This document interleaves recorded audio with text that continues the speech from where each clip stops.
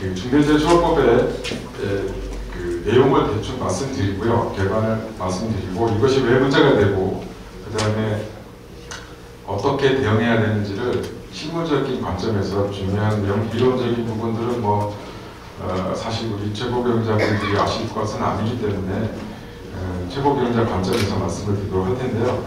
일단 이 법의 이 개관을 먼저 좀 말씀드리겠습니다. 이 법이 이 수년 전부터 만들어져서 올해 1월부터 이제 시행이 되고 있습니다. 중대재해처벌법이 시행되고 있어 중처법이 지금 계속 언론에서 많이 관심을 가지고 있고 그 다음에 또 우리 실제 산업 현장에서도 가장 문제가 되는 최근 몇 년은 가장 중요한 법인데요. 그 이유는 다 아시다시피 최고 경영자를 처벌하려고 하는 법이기 때문에 그렇습니다. 이게 민사법이나 손해배상법이 아니고요. 최고 경영자, 그 다음에 사업주를 처벌하려고 하는 목적을 가진 법이 중대재해처벌법 중처법인데요. 이 법이 왜 문제가 되냐면 목표가 너무 분명하기 때문에 그런 겁니다. 처벌을 산업재해 사고가 나서 근로자가 사망을 하면 사업주를 처벌하겠다 이런 법인데 의혹이 엄청 강한데 의혹이 강한 거에 비해서 너무 많은 허점이 있는 법입니다. 그래서 수사하기도 어렵고 방어하기도 어렵고 그 다음에 산업 우리 현장에서 대처하기도 어려운 법인데요. 저희도 작년 말부터 여러 가지 큰 회사들하고 전문계약도 맺고 MOU 체결하면서 이 중처법을 대비해서 매뉴얼도 만들어드리고 가서 교육도 하고 있는데요. 작년부터 제일 어려웠던 게 지금은 좀 감이 잡힙니다. 근데 이 법의 정체를 알 수가 없었어요. 도대체 어떻게 이루어진 법인지가 저희만 어려운 게 아니라 검찰도 어렵고 변호사들도 어렵고 모두가 다 어려운 법인데 목표와 의욕은 확실한데 운영에서 너무나 어려운데 좀 이따 제가 이제 말씀드릴 어려운 이유가 여러 가지 법리적인 어려움이 있습니다. 사실상의 어려움이 있는데 그에 반해서 이 수사기관에 주로 이제 경찰이나 검찰이나 그다음에 고용노동부에서 수사를 하게 될 텐데 수사기관의 수사 의지는 상당히 또 높습니다. 사회적 여론의 어떤 그런 수요가 있기 때문에 그래서 우리가 기업체를 운영하시는 사장님들 입장에서는 상당히 좀 대응하기가 쉽지 않은 그런 법이라고 생각이 되는데요. 이게 이제 형사처벌법인데 처벌법이 가장 기본적인 것이 형법이지 않습니까? 대개 형법을 기본으로 해서 특별법의 형태들로 처벌법이 이루어지는데 이것도 보면 특별법의 성격입니다. 사람이 사망한 경우에 형사처벌하겠다는 형법의 특별법인데 그 대상이 이제 최고 경영자 CEO고 근데 단순한 최고 경영자가 아니라 법조문을 좀 이따가 제가 보여드릴 텐데 실질적 최고 경영자 그래서 우리가 흔히 말하는 회장님들 그 입법 개정 중에 논의 과정이 있는데 회장님들을 처벌하려고 하는 그런 목적이 CEO는 당연하고요. 근데 이제 올해 1월부터 시행이 되고 있는데 의지는 이제 처벌의 의지는 되게 이제 높은 법인데 이 법이 왜 중요하냐면 결국에는 이런 생각을 갖고 있는 거예요. 그러니까 제가 이 변호사 생활 한 25년 했는데 그 전반부에 한 11년은 기업체에서 법무팀장을 했거든요. 그 다음에 한 15년은 이제 나중에 15년은 이제 기업회사에 있는데 이 조직의 생리를 저도 잘 알거든요. 조직은 최고 경영자가 관심을 가지는 방향으로 움직이지 않습니까? 일사불란하게. 그래서 이 법을 만든 사람들의 목표는 확실합니다. 그러니까 최고 경영자가 관심을 갖게 해서 그 산업재해 사망사고를 줄이겠다 이런 것을 목표로 가지고 있거든요. 그래서 사실상 그 목표는 어느 정도 달성했다고 보이거든요. 왜냐하면 오늘 이런 모임도 하시고 그 다음에 이런 모임뿐만 아니라 각 회사별로 대응팀에서 교육도 엄청 하고 사장님들이 계속 강조하고 계시거든요. 예방의 목적으로 만들었다는 건 확실한데요. 이 최고 경영자의 의지와 관심을 갖게 만드는 것이고 그 다음에 기업체가 가지는 속성이 기본적으로 기업체를 대상으로 하고 있는 건데요. 속성이 이윤 추구지 않습니까? 효율성 그런 것들에서 관점을 벗어나서 사망사고의 근로자를 보호하라 이런 목적이 너무나도 분명한 법이에요. 어렵진 않은 법인데 그럼 왜 이 법이 어렵게 되고 계속 문제가 되는지를 이제 말씀드리도록 하겠습니다.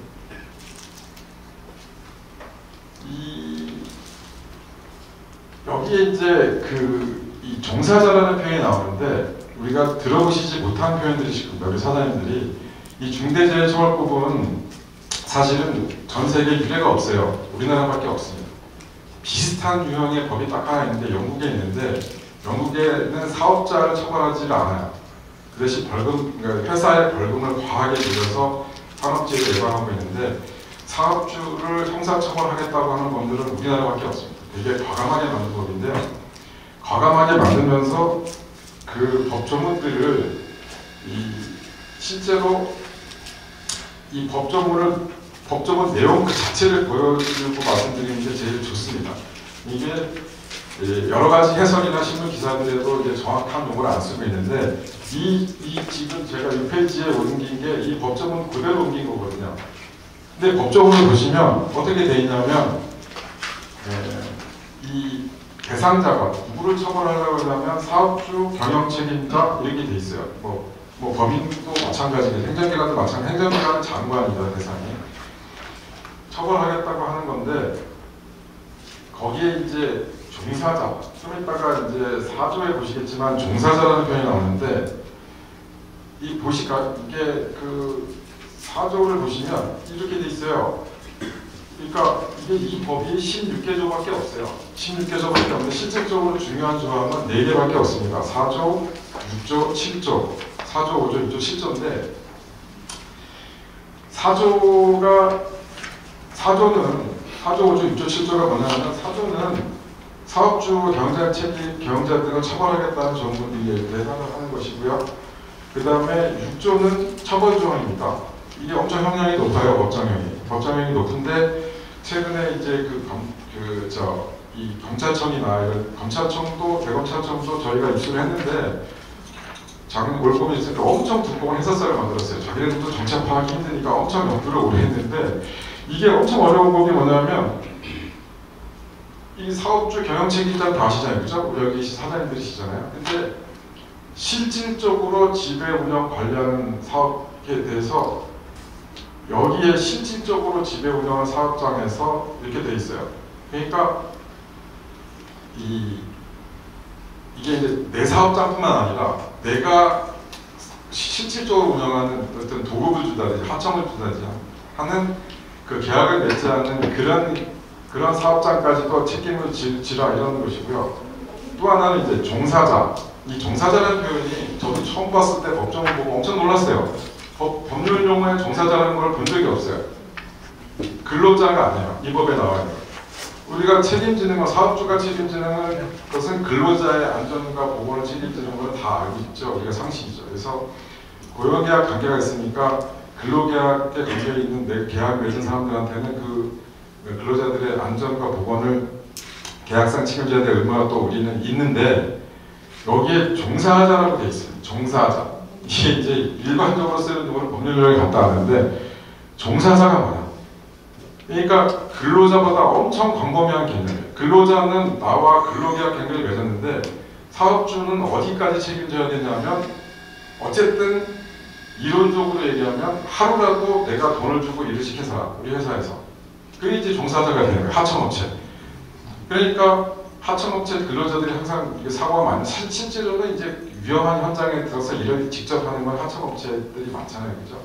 본사는 이제 핵심적인 이제 관리 업무만 하고 이런 경우가 많은데, 그러니까 이제 이 법을 만든 사람들이 맨날 사망하는 사람은 현장에서 일하는 하청업체인데 아무도 책임지는 사람이 있긴 있어요. 종래 산업안전보건법에서는 주로 현장 감독자들이 책임을 졌지 않습니까? 그 현장 감독자들이, 현장 소장, 공장장 이런 분들.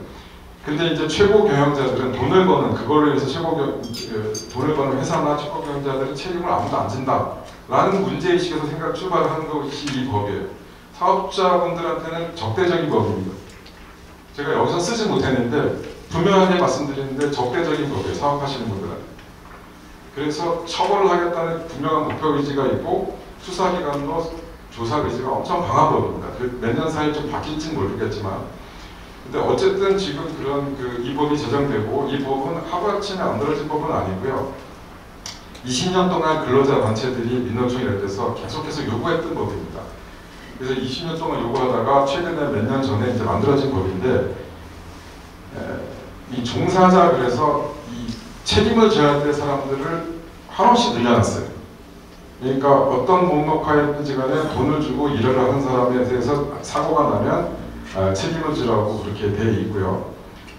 그 다음에 이제 요 부분이 이제 가장 큰 게 또 여기 6조는 1년 이상의 징역인데 이게 법적형을 정할 때요. 되게 그 상한선을 정해야 돼요. 몇 년 이하 이렇게. 그렇게 해야지 이제 좀 이렇게 예상이 되는데 하한선만 정하고 상한선이 없어요. 1년 이상이지 30년까지 징역을 할 수가 있는 거예요. 그러니까 엄청 그 형량에 따라서는 그러니까 결론적으로 높은 형량입니다. 하한선만 정해놓고 최고 하한이 1년 밑으로 못하는 거예요. 상한은 계속 늘릴 수 있어요. 그래서 하한선만 정해놓고 형량은 엄청 높이 났는데 이게 좀 이따가도 말씀드리겠지만 다른 죄하고 형량 차이가 너무 커요. 기본적으로 사람이 사망한 거를 염두에 두고 있는데 사망 또는 중상해인데 중대재해는 이렇게 교통사고로 사망했을 때나 아니면 산업 현장에서 사망했을 때 우리가 생각할 수 있는 게 업무상 과실치사, 그 다음에 산업 현장에서의 업무상 이제 그 산업법이 적용되는 사망사고들 그게 대부분 2년형 정도 받아요.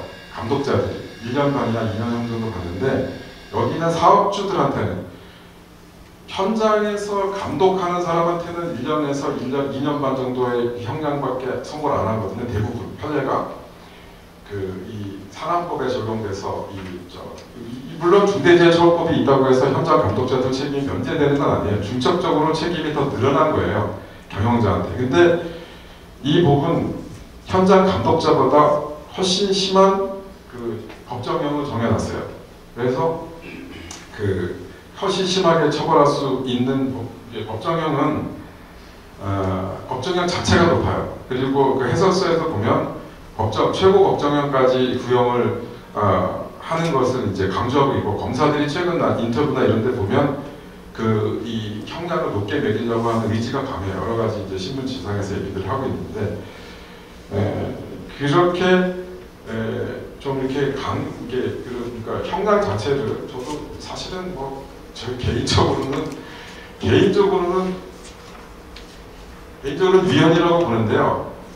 나중에 끝까지 계속 얘기가 문제가 나오는데 그렇지만 이것이 위헌 판결 받을 때까지는 몇 년이 걸리고요. 위헌 판결 안 받을 수도 있어요. 우리나라에 있는 법이지만 우리나라 세대적으로 우리나라에 있는 법이라고 해서 문제가 있는데 위헌이 아니라고 하는 사람들의 가장 중요한 논거는 운영을 잘해서 판례가 쌓이면 그런 불명확한 점들이 좀 해소가 되고 이렇게 운영에 따라서 운영이 몇월 살면 된다 이렇게 주장들을 하고 있는데 어쨌든 법은 만들어져 있고 집행기관의 의지가 너무나 강하기 때문에 저희가 대비를 안 할 수가 없고 그 다음에 평소에 우리가 생각하지 않았던 것들을 이제 문제가 될 수 있고요. 가장 큰 문제는 사실 경인고 사장님께 지난번에 말씀드렸는데 바로 금방 이 중대재해법 본질을 금방 알아주시는데 이거는 중소기업한테 불리한 법이에요. 그러니까 대기업한테는 대기업 사장님들한테는 오히려 더 불리하지 않습니다. 왜냐하면 그 이유를 이제 말씀드릴 텐데요. 이게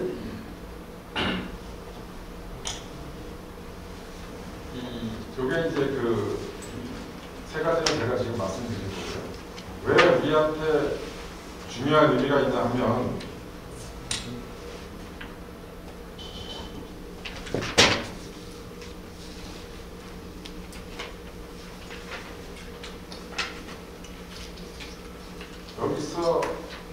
여기서 먼저 말씀드릴게요.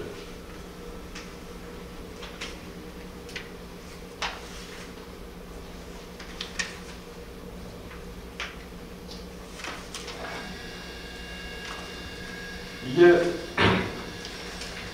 법률 자체가 이게 고의범으로 구성되어 있어요.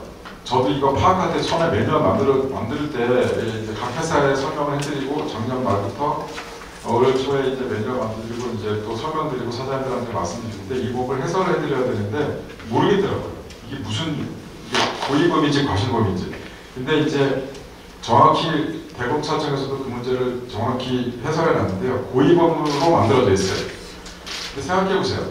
사장님들이 고의로 근로자가 사망했는데 아니면 종사자라고 쳐요. 고의로 사람을 죽게 하는 경우가 어디 있겠어요? 그잖아요. 고의로 사람을 죽게 하는 경우는 살인죄거든요. 살인. 그 대부분의 범죄는 고의범이에요. 형벌 중에서. 그러니까 과실범을 처벌하는 거는 5개 범죄밖에 없어요. 우리가 흔히 아는 교통사고 있잖아요. 업무상 과실치사. 또 근로 현장에서 사람이 다치는 그런 거. 그런 게 다 업무상 과실치사인데 과실범은 몇 개 있어요. 과실이수죄. 그래서 과실범은 5, 6개밖에 없고 모든 범죄는 고의범입니다. 무슨 말씀이냐면 살인도 고의범이에요. 그 다음에 교통사고 처리특례법에 뺑소니 사고 있잖아요. 그것도 고의범이에요. 이제 업무상 과실치사는 이제 과실범인데 뺑소니는 고의범이에요. 가중처벌인데 그래서 뺑소니가 무죄가 되는 경우에 내가 사람을 친 줄 몰랐다 이렇게 얘기해서 그게 입증이 되면 무죄예요. 그 다음에 내가 여기 있는 여기 사장님 저기 휴대폰 줘봐서 제가 저한테 제 거랑 똑같이 생겼어요. 모르고 가져가잖아요. 절도죄가 아니에요. 절도죄가 되려고 그러면 고의가 있어야 돼요. 내 거가 아닌데 가져간다는 고의와 인식이 있어야 되는데 고의와 인식이 없으면 무죄입니다. 우리가 아는 모든 범죄는 사기죄, 횡령죄, 절도죄 하여튼 그리고 또 다른 범죄들, 성범죄도 마찬가지고요. 몰랐다 그러면 그래서 흔히 하는 말로 기억이 안 난다, 술 취해서 기억이 안 난다, 그죠? 그래서 그 고의범인 이게 모든 범죄는 고의와 인식이 있어야 되는데 이 범죄가 고의범이에요. 기본적으로 가장 큰 문제가 이제 고의범인데 그럼 뭐냐면 어떤 게 있겠어요, 그죠? 이 사장님들을 처벌한다는 의지는 되게 강한데 범죄를 만들어 놓은 건 고의범으로 만들어놨어요. 산업 현장에서 사망했어요. 그러면 고의가 있으려고 그러면 미필적 고의라고 이제 우리가 이제 법률가들이 얘기하는데 미필적 고의가 있어야 돼요. 실질적인 고의가 있는, 그러니까 미필적 고의 말고 범죄 고의가 있으면 살인죄죠. 그게 중첩벌 범죄가 되겠어요. 그러니까 고의가 있으려고 그러면 미필적 고의예요. 그럼 미필적 고의는 뭐냐면 이렇게 돼야 되는 거예요. 이제 부사장님이나 아니면 현장 임원들이 와서 이거 위험하니까 더 이상 공사하면 안 된다. 작업 중지해야 된다. 막 얘기하는데도 무슨 소리 하는 거야? 납기를 맞춰야 되지. 빨리 이거 지금 작업을 강행해. 이러면서 이 위험성을 알면서 사고가 나서 사람이 죽을지도 모른다는 것을 알면서 계속 강행해서 사고가 났다. 이 법은 또 처벌 규정이 다시 있다. 아까 앞부분에 있었는데 흔히 우리가 구성요건이라고 하는데 이렇게 돼 있는 거예요. 이게 되게 살인죄 구성요건은 사람을 살해한 자 이렇게 돼 있어요. 그러니까 뭐를 하면 처벌한다는 게 분명해요. 누가 들어도 딱 알아요. 그 다음에 사기죄는 사람을 기망하여 재물을 취득하거나 이익을 취득한 자 행위가 분명히 적어져 있어요. 근데 아까 좀 지나갔지만 아까 조문 보여드렸지만 사조에 거기서 보시면 사조에 그렇게 돼 있지 않아요. 최고 경영자를 처벌한다고 하면서 최고 경영자가 뭐뭐를 하면 처벌한다고 돼 있지 않아요. 뭐라고 되어 있냐면 사조에 1호하고 2호 제가 앞에 부분에 아까 넘어간 분에 적어드렸는데 무슨 조치, 안전한 조치, 그게 그 조치가 산업안전보건법에 있는 조치거든요. 조치를 되게 일반적으로 적어놨어요. 그래서 결론적으로 왜 대기업한테 이제 대기업이 처벌받을 가능성이 별로 없고 중소기업이 더 이게 실제 영국 사례도 그래요. 영국 판례에서도 우리랑 가장 비슷한 게 아마 영국법을 베꼈을 거라고 생각이 되는데 영국은 이제 사업자 처벌 안 한다고 말씀드렸잖아요. 회사한테 이제 중한 벌금을 매기는데 거기서도 비판이 뭐냐면 대기업들은 다 빠져나가고 이제 작은 기업들만 처벌을 받았다 이런 이제 비판이 있는데 그럴 수밖에 없는 게 대기업들은 이미 작년부터 재작년부터 몇 년 동안 계속해서 강의하고 매뉴얼 만들고 그 다음에 안전 담당자 최고 경영자 밑에 CSO 그래가지고 안전 담당자 S, 그래서 CSO를 다 임명하고 안전에 대한 걸 계속 강조하고 연일 회의 때마다 강조하고 있어요. 근데 중소기업은 조직과 예산이 없고 이런 그 인식이 좀 미흡할 수밖에 없어요. 지금 돈 벌기 바쁜데 이렇게 언제 또 CSO를 임명해가지고 또 교육도 하고, 요새 저희한테 또 건물 장문 많이 오는 게 정말로 이런 교육 많이 해야 되는, 안전교육 해야 된다고 또 질의가 오는데, 저희는 뭐 보수적으로 답할 수밖에 없죠. 아니, 교육하셔야 된다 이렇게 얘기를 하는데, 그 중소기업 입장에서는 교육할 때 또 시간과 돈이 들고 작업을 중단하고 교육해야 되잖아요. 안전관리에 비해서 근로자들한테. 그러니까 그런 것들이 소홀할 수밖에 없어요. 그러면 가장 쉽게 우리가 이제 와닿는 거는 이제 과실하고 고의를 와닿게 이제 하실 거는 저거를 생각해 보시면 돼요. 우리가 좁은 길에서 교행하잖아요. 차끼리 교행하는데 부딪혔어요. 그냥 부딪혔는데 상대방 차가 이제 상대가 부서졌죠. 그러면 그게 과실범이냐 고의범이냐 이렇게 생각할 수 있잖아요. 그게 이 사고가 안 날 거라고 생각해서 지나가니까 이제 우리가 과실범으로 다 해서 재물손괴죄로 입건을 안 하는 거거든요. 근데 그러면 그 비슷해요. 그러니까 과실범하고 고의범을 미필적 고의와 인식 있는 과실 어떻게 나누냐면, 흔히 말로 우리가 감수설이라고 하는데요. 감수설. 내가 그 위험을 감수하고 간다. 그러니까 우리 이 사건에서 보면 내가 사망을 감수하고도 작업을 강행을 지시했다. 이렇게 돼야 되는 거예요. 사망을 알고 내가 차를 교행하는 좁은 길에 부딪힐지도 모른다. 감수하는 거냐 안 하는 거냐, 이건 사실 이게 너무나 주관적인데, 물론 법원은 주관적 판단을 하진 않아요. 기본적 판단에서 법원 입장에서 보는데, 기본적으로 고의범에 대해서 그러면 어떻게 고의냐. 그래서 그러면 대기업이나 큰 회사들이 다 이렇게 조직 만들어 놓고 예산 편성해서 교육하고 이러면은 감수를 안 한다는 거예요. 법이 볼 때. 근데 교육도 한 번 안 하고, 그 다음에 사장님이 회의 때 얘기도 안전을 강조 안 하고, 그 다음에 뭐 이렇게 불만이 있는데도 빨리 강행시키고, 이거는 감수를 한 걸로 본다는 거죠. 그래서 이제 미필적 고의가 그 고의 입증이 엄청 어려워요. 왜냐하면 아무도 자백을 안 해요. 모든 형사사건의 피의자는 자백을 안 합니다. 피의자가 자백을 해야 되는 거는 보신 적이 있나요? 영화에서 나오죠. 근데 피의자는 다 거짓말을 해요. 거짓말할 권리가 있어요. 조사받는 사람이 피의자라고 그러거든요. 피고인이나 피의자나 피고인은 거짓말을 한다고 처벌받지 않아요. 거짓말한다고 처벌받는 사람은 증인이에요. 증인만 위증죄로 처벌받습니다. 내가 조사받은 당사자면 나는 항상 거짓말해요. 진실을 얘기 안 하고. 그게 다시 말하면 아무도 고의를 얘기 안 하는 거예요. 고의도 행위 자체를 부인하는데요. 그죠? 그 다음에 이제 그래서 여기에 조직과 예산이 별도 편성하라 이렇게 돼 있잖아요. 그래서 법에도, 사람법에도 중처법에도 나와 있는데요. 사람법에 있는 의무를 다 이행하고 그 의무 이행을 위한 조직과 예산을 편성하라고 나와 있어요. 중처법. 그래서 이거를 조직을 따로 편성하고, 그다음에 예산을 따로 편성해서 안전을 위해서 운영을 해야지 이제 고의가 없다. 사망 사고에 대한 초보경제 고의가 없다. 이런 하나의 증표가 되는 거라서 이게 엄청 어렵습니다. 사실 이게 관건이에요. 막상 사고가 났을 때는 근데 이제 보세요. 이게 아까 다시 위로 돌아가서 제가 말씀드리면 여기 중간에 이제 내용을 넣어놓은 거는 실무적인 내용들이라서 저희들이 담당하시는 분들이 실무자들에서 챙기실 거라서 요 사조를 보실까요? 우리 최고경제 입장에서 보실 거는 핵심 포인트가 그거예요. 그러니까 이 재해 예방에 필요한 인력 및 예산 등 안전보건관리 체계의 구축 및 이행에 관한 조치, 이거를 해야 된다고 사조에 써 있고요. 이거를 안 해서 6조에 이거를 사조에 있는 거를 안 해서 사망하면 처벌한다고 되어 있는 거예요. 그러니까 아까 말씀드린 것처럼 살인죄처럼 뭐를 한 자를 처벌하는 게 아니라 뭐를 하지 않은 자예요.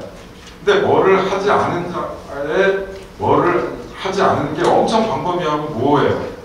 재해 예방에 필요한 인력 및 예산된 안전보건관리체계 구축 및 이행하는 조치를 하라고 얘기해놓고 이걸 안 하면 처벌한다. 그러니까 안 하면 처벌하는 것도 아니고 안 했을 때 사망한 경우. 그러니까 약간 결과 책임지는 거예요. 결과적 가중범이라고 그러는데 사실 결과적 가중범은 가실법에서 시작하는 건데 그것도 사실 법이상 안 맞아요. 사망을 안 하면 이 법의 적용 대상이 없습니다. 사망이나 중대재해가 발생하지 않으면 그 사망이나 중상해. 근데 사망이 났다고 항상 사망이 났을 때 항상 처벌하는 것도 아니고요. 사망이 났을 때 사업주가 이런 조치를 미리 해놨는지 안 했는지가 이제 관건이에요. 그래서 이제 압수수색 들어가서 미리 했는지 안 했는지 이런 것들을 찾는 거죠. 그래서 실제로 이 법이 유연성 주장하는 사람들은 지금 1호 사건이 주석산업이라고 지금 하는데 이게 요 통계를 보시면 제가 말씀드린 것이 그대로 나오는데요. 이게 통계를 보시면은요, 이 통계를 제가 적어놓은 게 있는데 어디 있나? 여기 있죠? 이 고용노동부에서 1차적으로 조사합니다. 산업재해, 중대재해는. 그 다음에 중대시민재해는 경찰이 조사하고요. 경찰은 또 업무상 과실을 조사할 수 있어서 실제로는 사망사고가 나면 업무상 과실 치사가 되기도 하고 중처법이 적용이 돼서 고용노동부하고 경찰에서 두 군데서 압수수색이 나올 거예요. 근데 압수수색 나와서 찾는 거는 그거죠. 아까 말씀드린 것처럼 평소에 그런 필요한 조치를 했는지 안 했느냐의 증거를 찾는 거죠. 그 안 했다는 증거를 찾는 거예요. 수사기관은. 근데 이제 여기 보시면 올해 1월부터 9월까지 사망사고가 483건인데 입건은 58건이에요. 입건은 58건이에요. 근데 제가 작년에 이제 경찰 수사권, 검경 수사권 조정되고 막 이런 와중에 이쪽에 우리 수원 쪽에서 중요한 사건이 하나 큰 게 있었는데 거기서도 1년간 경찰이 남부청에서 조사하다가 불입건 결정을 내리더라고요. 압수수색도 하고 창고에도 엄청 조사하고 피의자 신문도 했는데 송치를 안 하고 불입건 결정을 1년 만에 내리더라고요. 입건 안 하면 검찰이 들여다보지 못하거든요. 입건했다가 불송치하면 검찰이 그 사건을 볼 수 있어요. 그래서 다시 재조사하거나 뭘 할 수 있는데 아예 불입건 결정을 해버리면 경찰에서 끝나요. 근데 여기서 이제 고용노동부라고 되어 있지만 특별사법경찰관이니까 경찰이랑 똑같다고 보시면 되는데요. 입건이 58건이에요. 480건 중 58건밖에 입건을 못한 거죠. 근데 또 거기서 경찰이 조사해서 고용노동부에 조사해가지고 송치한 거는 그 중에 한 반밖에 안 돼요. 그 중에 23건을 송치했는데 경찰로 경찰이 검찰로 송치를 했는데 또 검찰이 들여다보고 기소한 거는 4건밖에 안 돼요.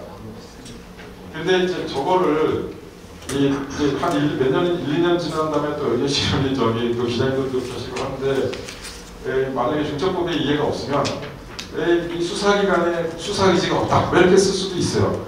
이렇게 사건이 많이 나서 이게 사망사고는 늘었어요. 사망자 숫자는 오히려 중처법 이후에. 근데도 입건 이거밖에 안 하고 송치 이거밖에 안 하고 기소는 4건밖에 안 했다. 100분의 1도 안 되잖아요.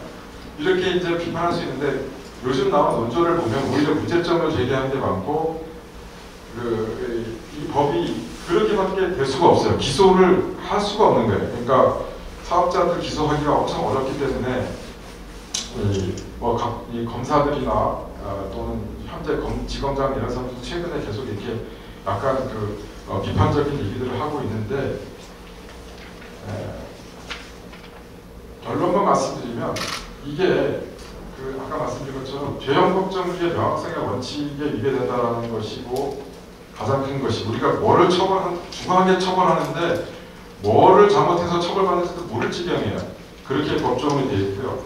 두 번째 과잉금지 원칙 위배는 이게 책임과 형벌 간의 비례를 해야 되는데 이게 너무 이게 법정형이 너무 높습니다. 그래서 이것이 두 번째 문제고요.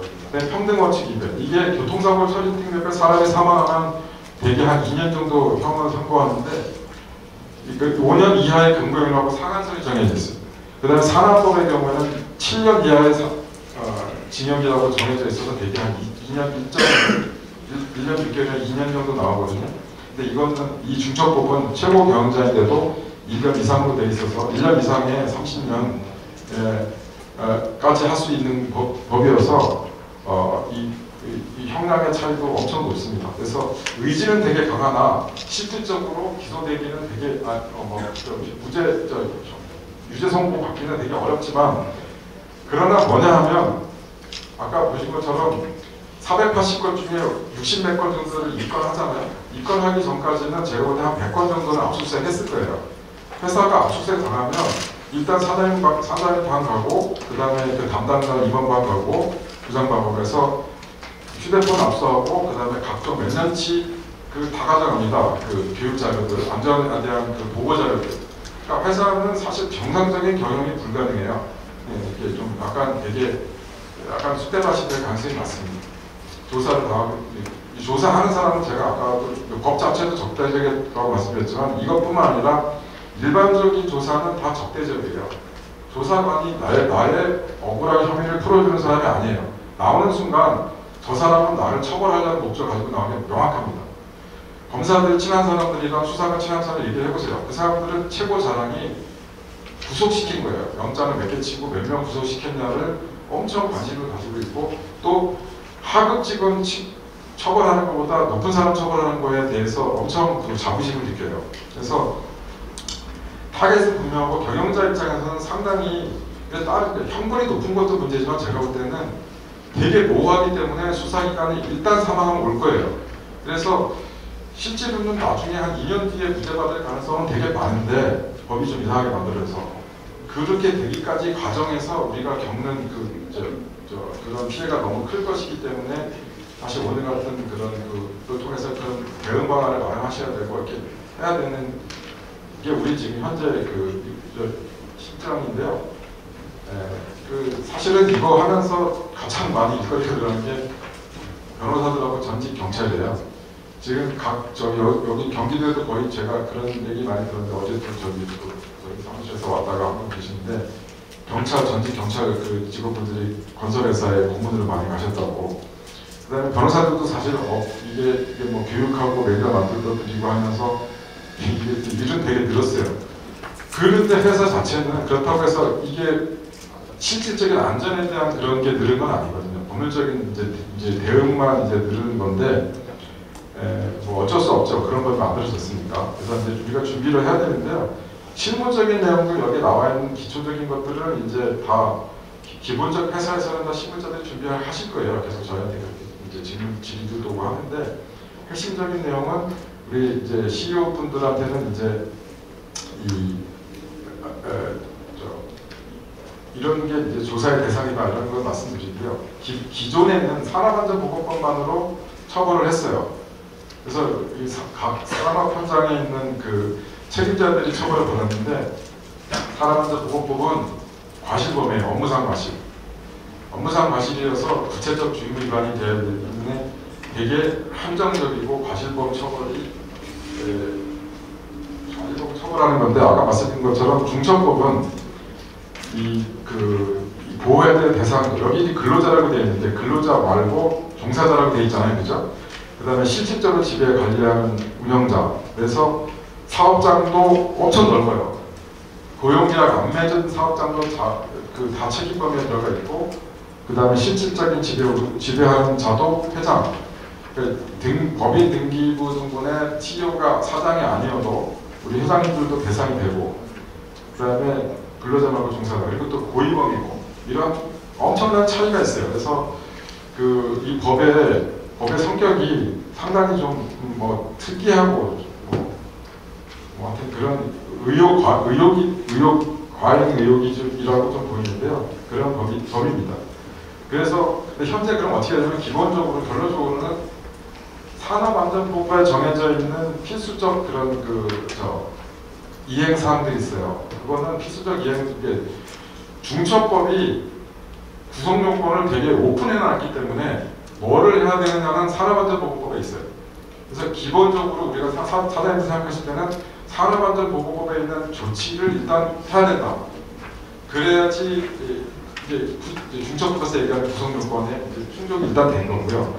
그 다음에 이제 여기서 필요한 건 아까 말씀드린 것처럼 그거를 실제로 운영하기 위한 조직과 예산을 별도 편성하는 건 중첩법에 있어요. 산업안전법에 있는 조치들을 하고 거기에 더 나가서 추가된 거는 조직과 예산, 돈을 주라는 거거든요. 돈 없으면 못 움직이니까. 약간 제가 이거는 뭐 그냥 그 적절한 비유는 아닌데 그 조직이 다 중첩법에 이제 그 조직이 안전조직 갖춰지도록 되어 있는데 제가 이렇게 순전히 개인적으로 느낀 거는 약간 저런 거 비슷해요. 그러니까 별도 조직을 하라고 되어 있거든요. 이게 우리 회사나 이런 조직에 다 기본적인 조직이 있잖아요. 근데 별도의 안전조직을 만들려고 이 법에 의해서 얘기할 때 가장 와닿는 거는 그런 공산당의 정신교육하는 강도들 있잖아요. 뭐라고 부르지 모르지만 공산당, 우리 사업장이 있으면 공산당 같은 경우는 제가 예전에 러시아나 중국에서 있었던 사람 얘기 들으면 다 있다 그러더라고요. 그 뭐 학장보다 세대요, 대학도.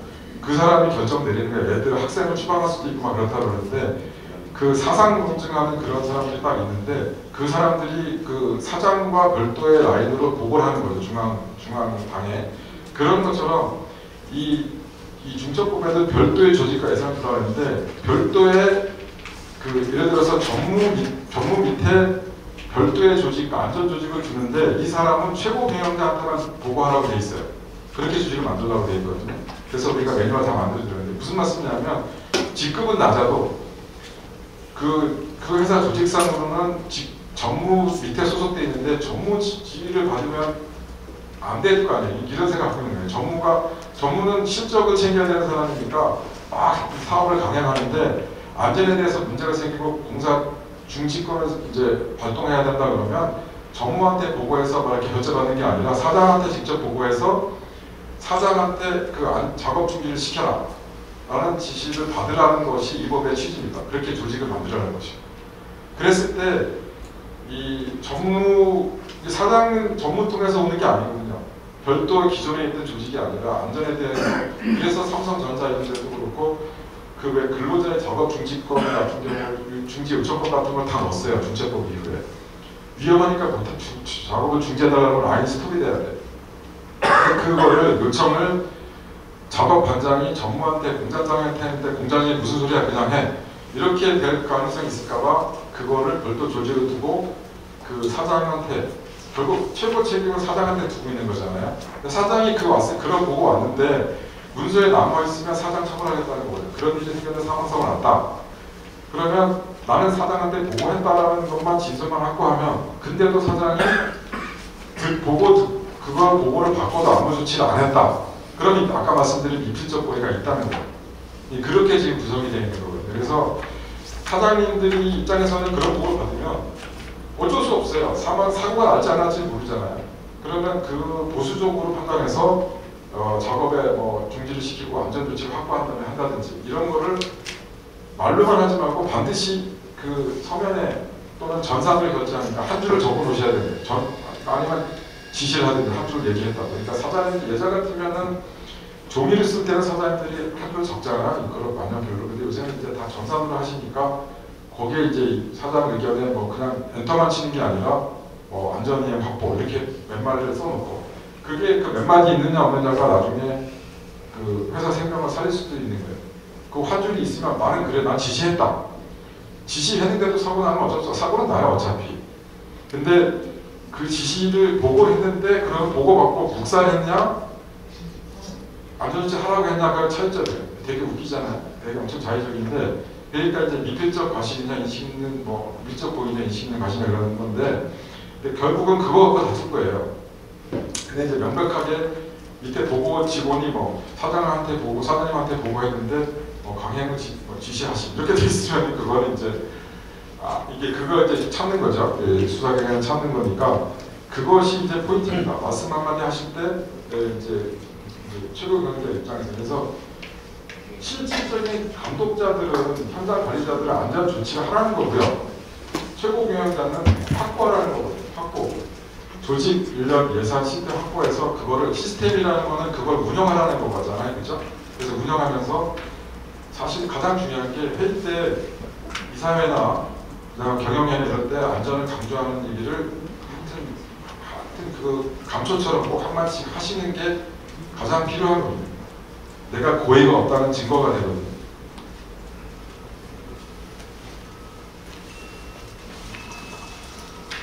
그러면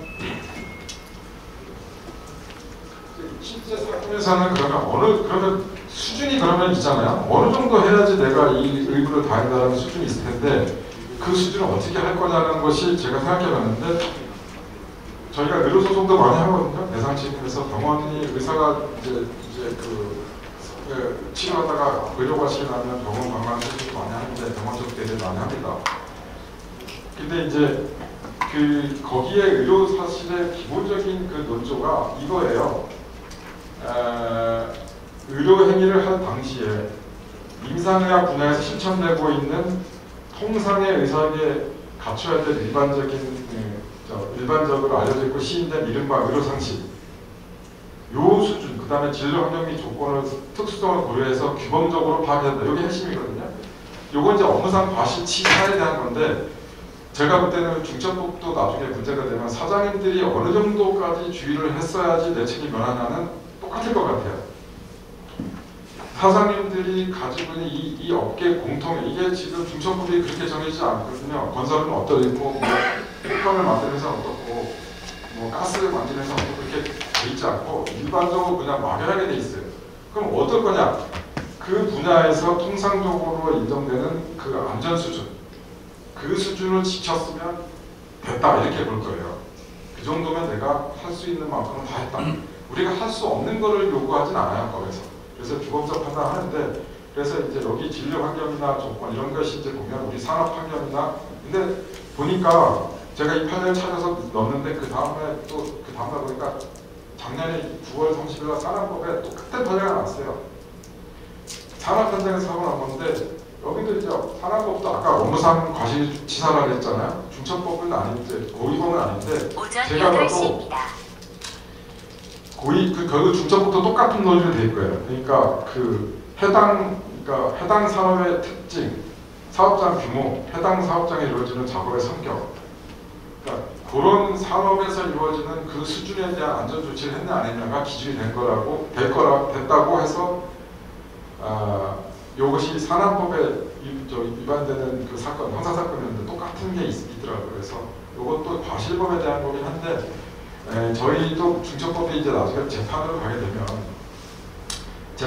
되면 이 정도 기준으로 해서 어느 정도까지 우리가 안전조치를 했어야 되냐라는 거에서 이 정도 기준 되거든요. 그러니까 의사의 경우에도 동네 병원 의사 수준하고 대학병원 의사 수준하고 요구하는 정도가 달라요. 대학병원은 뭐 검 CT, MRI도 찍고 진단도 하니까 그 정도 수준에 맞춰서 이 주임을 정도 요구하는데 우리 사업장의 규모라든지 예산 이런 거에 비교해서 대기업하고 같을 수 없잖아요.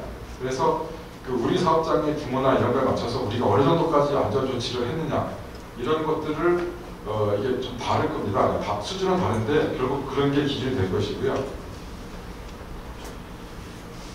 의무사항 이런 것들은 사실은 뭐 고용노동부에서 여러 가지 자료들도 나와 있고 실무자분들이 다 챙기실 거기 때문에 여러 가지 그 중첩법에 사업주가 해야 될 의무사항들이 나와 있어요. 근데 이 법에 대한 내용인데 이거 내용은 다 이렇게 적혀 있는데 그 실질적인 내용은 제가 말씀드린 그런 겁니다. 여기 조직과 예산을 구축해라. 인력 및 예산을 만들고 구축하고 조치해라. 행정부가 명한 사항을 이행했는지, 그 다음에 어떤 법령에 대한 입법부에서 법으로 정한 걸 이행했는지 이게 이제 아까 말씀드린 조치 확보 의무의 기준이 되는 거고 이거를 했는지 안 했는지가 우리가 실질적 고의가 있는지 없는지의 기준이 되는 겁니다. 이거 자체는 사실 다 막연해요. 그러니까 좀 막연하게 구성이 되어 있고요. 그러면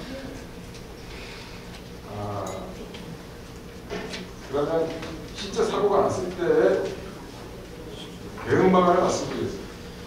우리가 궁금한 건 그럼 어떻게 되냐거든요. 여기에 매뉴얼에 있는 거는 제 책자에 있는 거 여기에 매뉴얼 현장에서 하는 매뉴얼이에요. 이건 반드시 있어야 됩니다. 이건 고용노동부에 있는 것들이니까 아마 이런 것들은 다 사업장에 있을 거예요. 근데 이런 것들도 없으면 뭐 반드시 해야 되는 거고요.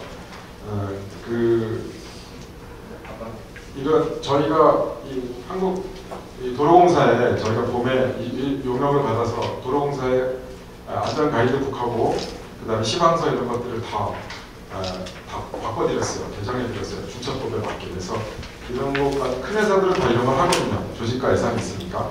그래서 이런 것들을 이미 다 큰 회사들은 다 이미 시행되기 전에 다 바꿨어요.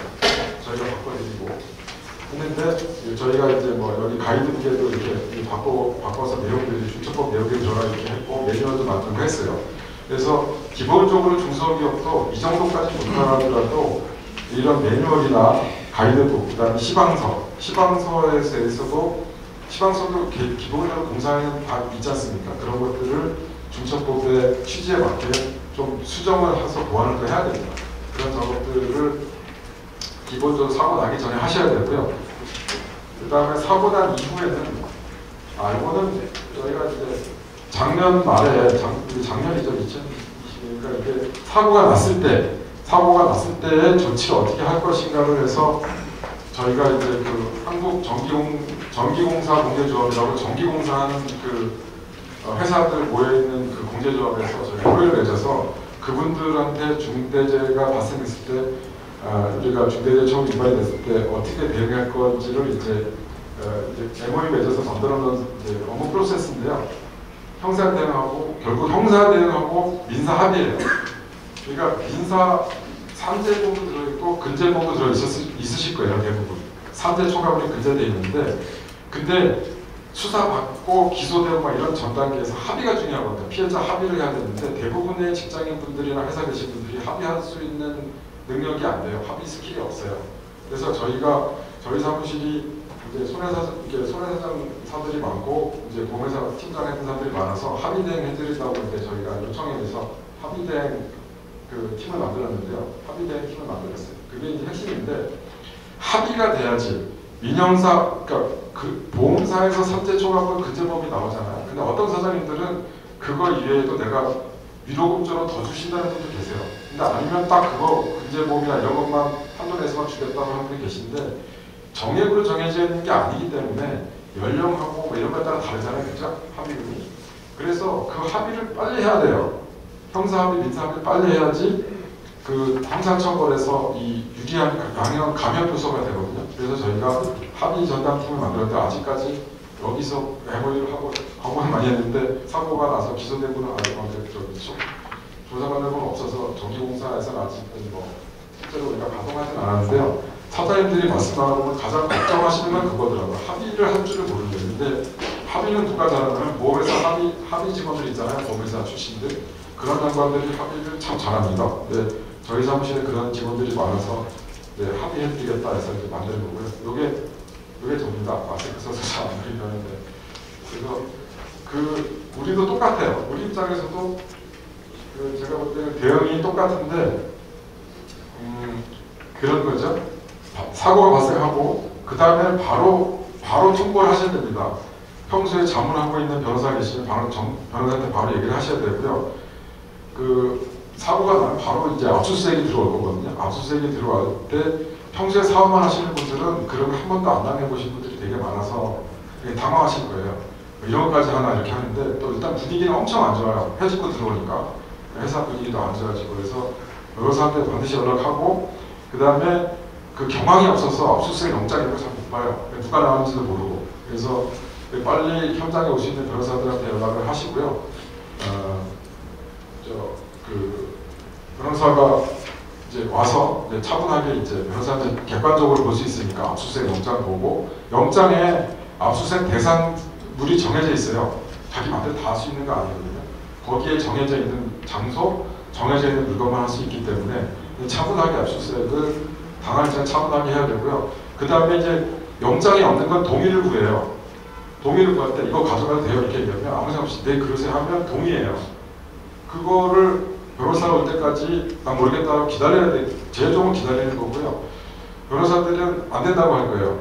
영장이 없는 거. 그래서 안 된다고 해야 되는데 조사받는 분들은 되게 그런 게 없으니까 수사 경찰이나 이런 사람들이 뭐 위협적으로 하지는 않고 그냥 다 친절해 보이거든요. 친절하게 뭐 이거 가져가면 돼 이렇게 얘기하면 뭐 가져가세요. 뭐 수사. 네 하고 동의한 거예요. 그러니까 그 모든 수사에는 그 수사기관은 강제 수사를 하는데 원칙이 딱 있어요. 영장주의가 있어요. 그 다음에 적법 절차에서 해야 돼요. 근데 그 모든 걸 다 용서해 주는 게 동의예요. 동의했다 그러면 되고요. 동의가 없으면 영장이 있어야 돼요. 간단합니다. 그러니까 조사 받은 사람 입장에서는 동의하시면 안 됩니다. 그러니까 동의하시면 영장이 필요가 없어요. 그러니까 동의하지 않는다는 전제하에서, 부인한다는 전제하에서 영장을 주는 건데 강제 수사권 주는 거죠. 네가 동의하지 않아도 내가 가져가겠다. 이게 체포하겠다. 그리고 같이 좀 가실래요? 안 가는 거예요. 같이 왜 가야 될까? 임의동행인데 그 예전에는 우리가 순진할 때는 같이 가자면 다 갔어요. 가방 열어달라면 다 열어줬어요. 아니 요새는 안 그러잖아요. 내가 왜요? 영장 있어요? 실제로 그래요. 그러니까 영화에서만 그런 게 아니라 네 그래요 하고 열어주면 동의해요. 그 모든 불법성이 해소돼요. 그래서 그냥 하나만 기억하시면 됩니다. 동의하지 않으시면 돼요. 아닌데요? 그냥 기다려야 된다. 변호사들 요새 많으니까요. 갑자기 생각나는 분 없으면 우리 기자님한테 얘기해서 저한테 연락하시면 제가 1시간 이내에 갈 수 있으니까 누구든지 변호사가 오기 전까지는 아무것도 아직 안 하시는 게 제일 좋아요. 근데 이제 그 사람들이 저도 뭐 압수수색 많이 당해보고 했는데 가는 시간이 있어요. 아침 일찍 가서 기다리고 있어요. 그 다음에 밤 늦게 가요.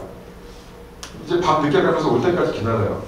그러면서 이제 집에 귀가하는 사람 체포하고 사람 잡아요. 근데 우리는 뭐 사업하는 분들 이런 사건들은 도망다니는 사건들이 아니잖아요.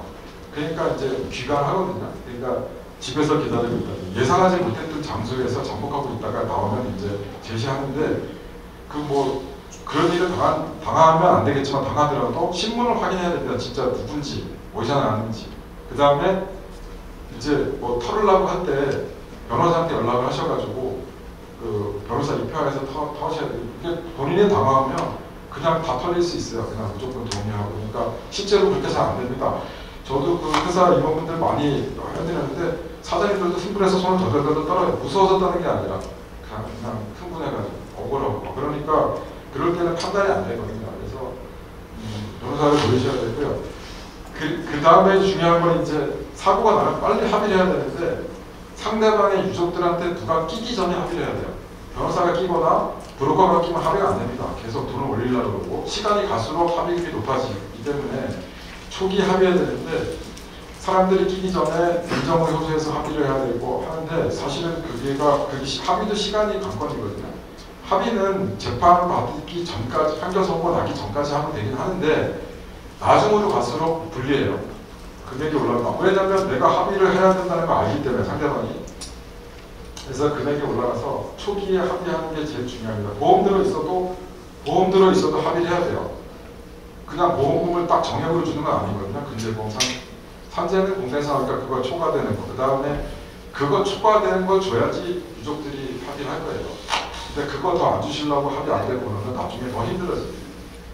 그래서 합의를 충분히 하고 그 다음에 형사대응 해서되는 대로 하고 사실 민사대응은 별로 급하지 않아요. 민사소송 오래 걸리니까. 급한 거는 형사대응하고 합의가 급합니다. 그래서 이게 그 합의서가 처벌불원서가 있어야지 이 처벌을 경하게 되고요. 현장에서 산업 현장에서 사고 났을 때에 대한 거는 고용노동부에서 자료들이 많이 있어요. 다 실무자들이 갖고 계실 겁니다. 사장님들은 그거보다 거기에 안 나와 있는 건 뭐냐면 그거는 나한테 직접 나는 우리 회사에 이 압수수색이 나오고 조사가 나왔을 때 어떻게 해야 되냐를 지금 말씀드릴 건데요. 여기는 뭐 내용을 쓸 수가 없어서 제가 제목만 했는데요. 일단은 이렇게 생각을 하시면 됩니다. 이제 CEO 처벌하려고 하는 거고요.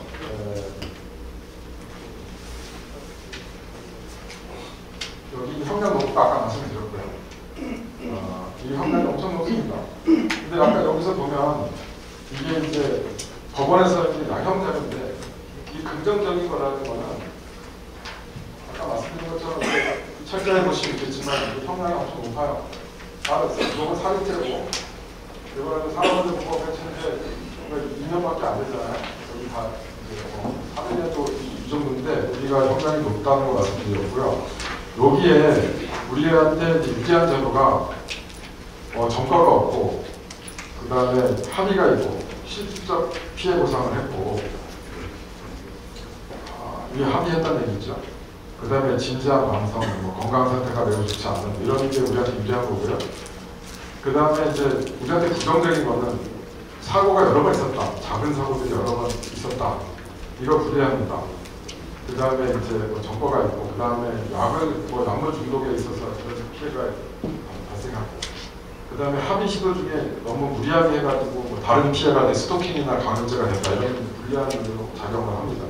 그래서 이런 것들이 형사 실무에서 이제 그 개념이 되는 건데, 여기서 보시면 요 얘기 미리 하고 전까지 말씀드릴게요. 가장 중요한 거는 사실은 고용노동부에서 있는 매뉴얼에 안 나타나지만 그 전담 조직을 만드셔야 돼요. 그러니까 형사 대응 전담 조직. 그거는 내부적으로 무슨 매뉴얼에 있는 건 아니고요. 만일의 사태를 대비해서 사장님 직속으로 임원이나 부장을 한 명, 되게 이제 총무부장 이 정도 인사부장 회사마다 좀 다를 텐데 그 회사 생각 잘 아는 분을 형사대행 진단부장으로 해서 생기면 여기를 채널로 해서 변호사와 여러 가지 긴밀하게 해야 됩니다. 그래서 압수수색 할 때도 그 참여를 같이 해야 되고 그다음에 파악을 해야 돼요. 여기저기서 막 압수수색이 다 할 수 있어요. 본사 사무실 나오고 현장 가고 그 다음에 직원들 데려가고 그런데 그거를 여기저기서 사람을 막 보고받을 수 없잖아요. 채널을 통일해야 됩니다. 채널 한 사람으로 해서 모든 그 채널을 그 사람한테 지금 시간이 실시간으로 지금 어떻게 우리가 조사받고 있는지를 얘기가 압수수색 당하고 있는지 얘기가 돼야 되고요. 그거를 이제 변호사하고 이제 그 컨트롤 타워를 만들어야 돼요. 만들어져 있어야 돼요. 그날 사고가 나서 만들면 됩니다. 그래서 파악을 해야 되고 누구 갔는지 그다음에 무슨 일이 생기면 다 그 부장님한테 전화를 하라고 그러셔야 돼요. 현장 직원들이 알아서 아까 말씀드린 것처럼 알아서 동의해가지고 네, 이거 가져가도 될까요? 네. 그러니까 안 되는 거예요. 동의해서 그냥 영장이 없는데 온 김에 그냥 다 가져가거든요. 동의해서. 그런 거 하지 못하도록 이렇게 그 미리 문제가 생기면 다 이 사람 내 허락을 받고 얘기해줘라. 조사 나온 사람도 있으면. 그러니까 누가 나오는지 그 다음에 누가 나오는지 물어보는 거는 합법적인 거잖아요. 지금 나오신 분이 어디서 나온 분인지 그게 본사에도 나오고 같이 나갈 거란 말이죠. 같은 시간에 현장에도 가고 또 다른 지사에도 할 테니까 이 압수수색 대비를 해야 되고요. 그 다음에 형사 되고 나서 조사받는 거는 또 변호사랑 이제 할 시간이 있어요. 조사받는 거는 변호사랑 이제 상의해서 이제 나가기 전에 조사받는 시간이 있기 때문에 바로 체포되거나 그러진 않아요. 지금 구속 사건은 원칙이기 때문에. 근데 우리가 기업체 입장에서 조사 받는 게 이제 압수수색부터 시작이 되니까 거기서 이제 우리 증거물들 이제 뭐를 뺏겼는지를 알아야 되거든요. 뭐 뺏겼는지도 모르고 방어가 안 된단 말이죠.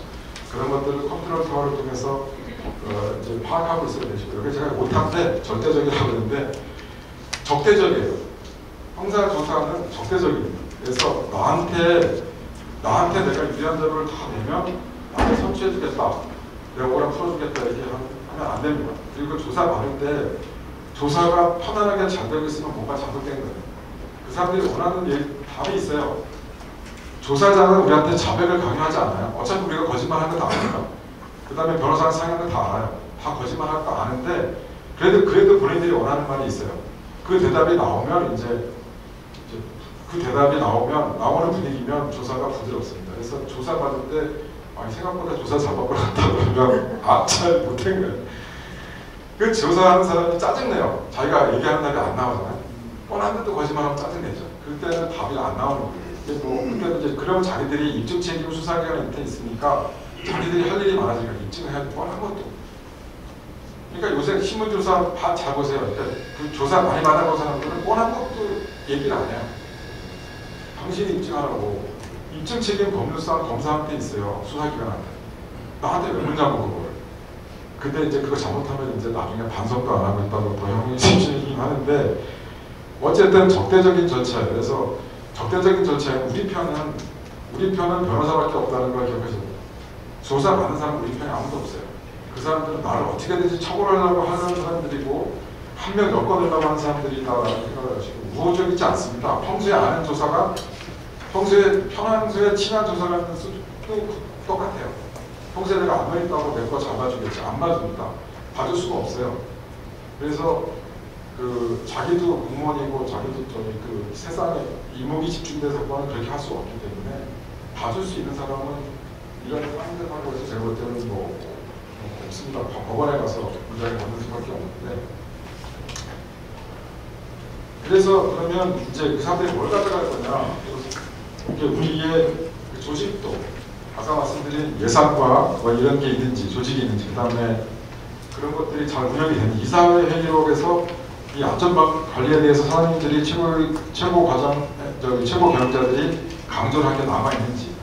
그다음에 회사 내부 매뉴얼 여기 제가 말씀드린 이건 최소한의 것들인데요. 그 다음에 직원과 사장님들의 결제 메일, 이메일, 휴대폰 내용 이런 거 결제 문서 이런 것들을 가져갈 거예요. 여기서 찾는 거는 그겁니다. 아까 말씀드린 그런 것들을 찾는 거예요. 그래서 여기에 반대로 우리는 여기에 흔적을 남겨놔야 돼요. 사장님들은 계속 강조를 해야 돼요. 계속 강조해야 돼요. 그래서 안전이 최고다. 그럼 누가 또 우리 예산도 없는데 어떻게 하냐. 우리 예산 한동에서 해야지. 이렇게 얘기를 하셔야 되는 게 남겨놔야 되는 거예요. 그리고 남겨놓고 꼭 그게 내 기록에 남겨놓든지 직원 기록에 남겨놓든지 꼭 있어야 돼요. 그래서 우리 예산도 없고 뭐 작년도 적자인데요. 그렇지? 그러니까 넘어가자. 이렇게 하면 안 된다는 거예요. 그래도 우리가 하시는 것까지 해야지 이렇게 해야지 그거를 어차피 나중엔 다 증거 싸움이에요. 다 페이퍼입니다. 법정에 가는 거는 다 저거를 출력해서 가져가거든요. 그러니까 페이퍼에 남겨놔야 돼요. 우리가 흔적을 지시하신 거 남겨놓으셔야 되는 거고요.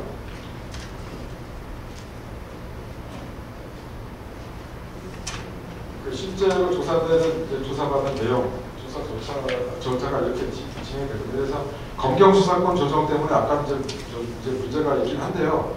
결론적으로는 이제 경찰은 업무상 과실치상 경찰 수사권이 있고 우리가 중대재해는 또 고용노동부에서 수사권이 있어요. 근데 또 고용노동부는 검경 수사권하고 빠져 있어서 검사가 또 지휘해요. 그래서 결국은 뭐냐면 검찰, 고용노동부 세 군데서 조사받을 거라는 게 지금 우리 현재 정책이고요. 그래서 우리 부장님 오신 거 보니까 끝날 시간이 됐는데 그러니까 마지막 말씀 드리도록 하겠습니다. 그래서 마지막 말씀은 이 대응 방향은 결국 그거거든요. 그래서 우리가 이거는 중대재해처벌법은 민사 절차가 아니에요. 손해배상 어떻게 하겠다 특례 이런 게 아니고 사업자를 처벌하려고 하는 법이기 때문에 처벌을 면하기 위해서 이렇게 노력하셔야 될 것들은 중간에 마련해 놓으셔야 되고요. 만약에 사고가 났을 때는 합의를 빨리 하셔야 됩니다. 합의를 빨리 하시고 그 다음에 그 수사 절차는 아까도 말씀드린 것처럼 물론 뭐 그런 일이 안 생기는 게 제일 좋은데 그런 일이 생기면 주변이나 뭐 이렇게 그런 분들이 혹시 생기면 사고가 어차피 날 수밖에 없거든요. 생기면 조사를 형사 절차 조사를 차분하게 그리고 어차피 금방 끝나지 않거든요. 차분하게 잘 방어하셔야 되는데 차분하게 방어를 하시다 보면 변호사의 신속한 도움을 받으실 수 있다. 그런 말씀을 드리고요. 여기서 마치도록 하겠습니다. 고맙습니다.